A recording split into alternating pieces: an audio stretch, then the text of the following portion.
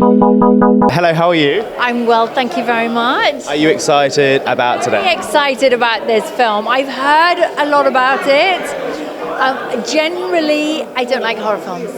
I like films that make me happy, make me laugh, thought-provoking. I keep away from horror films.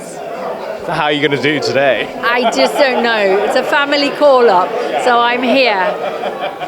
When it comes to films in general, what type of films would you say, if you could be in any film right now, at the moment in 2026, which would it be? 'Cause there's obviously The Odyssey, there's Spider-Man. I've watched all the Spider-Man. I love. Do you like the new one? Yes.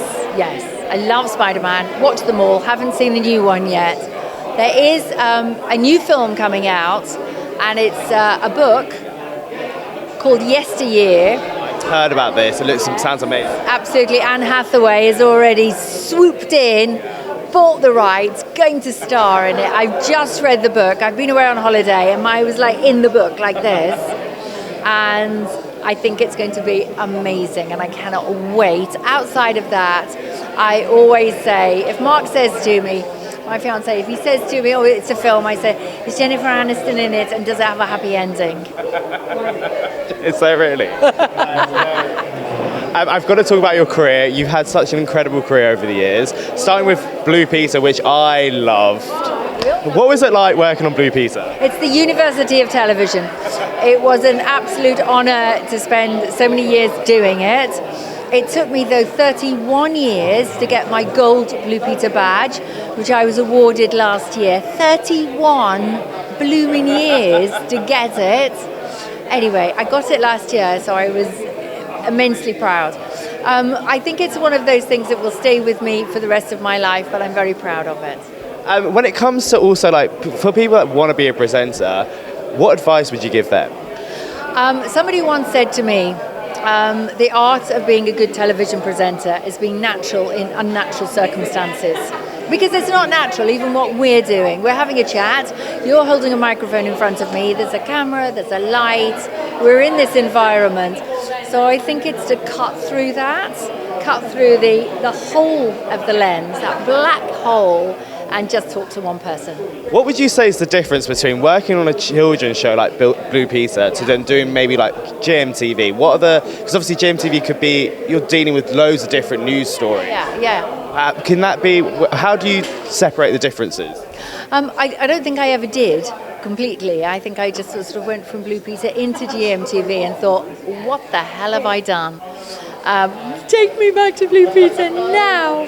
Well, my mother did say to me today that you were the lady of the UK. She used to love watching you in the mornings, which brought so much joy to her in the morning. Oh, well, that's so kind. What's your mum's name? Laura. Laura, that is so kind of you, Laura. Thank you very much.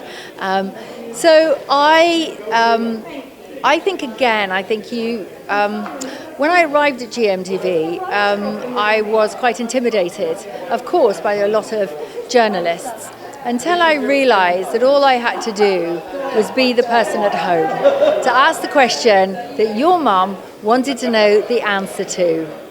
And once I got that, then I didn't have to show off my greater knowledge of some journalistic matter.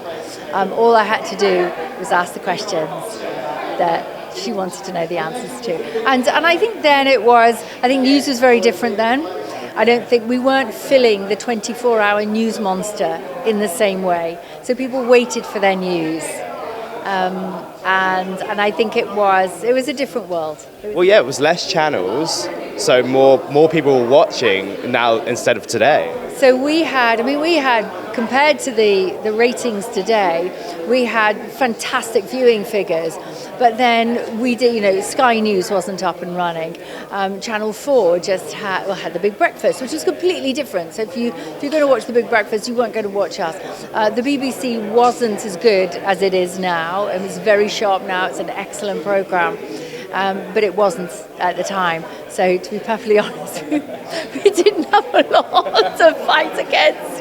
I've also got to ask, entertainment news, when it comes to entertainment-wise, there's a rumour that Big Brother this year is going to try and get every single celebrity Big Brother contestant, no, not every single one, into this year's Big Brother. Would you do it if you got the phone call?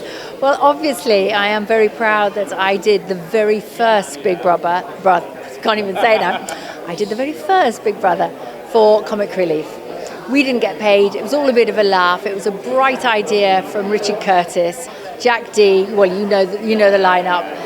It's often talked about. Vanessa Feltz and I are joined at the hip because of that program.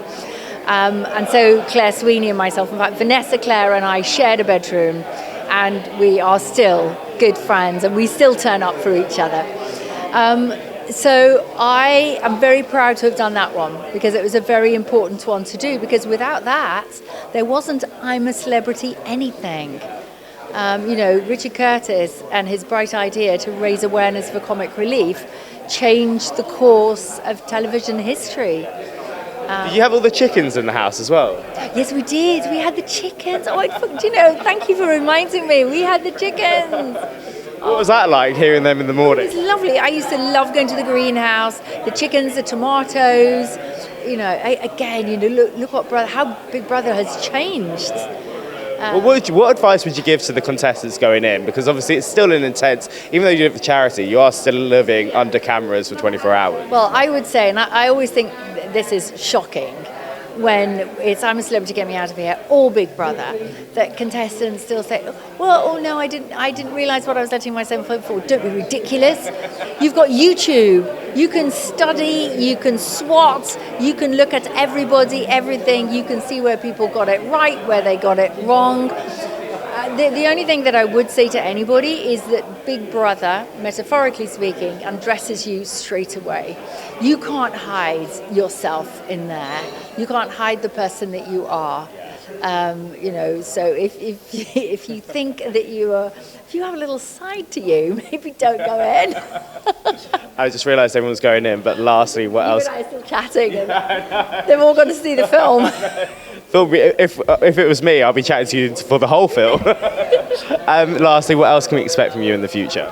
Well, I have a varied career now, quite a huge amount on Instagram, and of course I have my own beauty company, which takes up a lot of my time and effort and joy as well, which is I found my tribe, which is in my age group. I do represent the baby boomers, and I am a boomer.